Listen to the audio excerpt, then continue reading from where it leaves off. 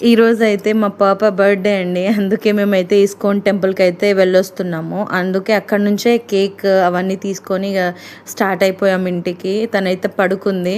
అంటే చిన్న చిన్న సెలబ్రేషన్స్ అనేవి వాళ్ళకి చాలా మెమరబుల్‌గా ఉండిపోతుందండి. ఎంత హ్యాపీగా ఉందో నా బంగారు తల్లి. చిన్న చిన్న హ్యాపీనెస్ వాళ్ళతో మనం పంచుకుంటే ఎంత హ్యాపీగా ఉంటుందో చూడండి. పిల్లలు ఎంతమంది హ్యాపీగా ఉన్నారో, అంటే వాళ్ళ గ్యాంగ్ అనమాట. ఒక్కరి బర్త్డే వస్తే వాళ్ళు చాలా హ్యాపీగా ఫీల్ అవుతారు. మనం కూడా పేరెంట్స్గా వాళ్ళకు ఆ సపోర్ట్ అనేది ఇస్తే పిల్లలు కూడా చాలా హ్యాపీగా ఫీల్ అవుతారు. మాకైతే మా పాప హ్యాపీనెస్ అనేది మాకు కావాలండి. ఎందుకంటే మనం కష్టపడేది సంపాదించేది వాళ్ళ కోసమే కాబట్టి ఒక 10% అయినా వాళ్ళ కోసం ఖర్చు పెట్టకపోతే ఎలాంటి వాళ్ళమండి మనం కూడా.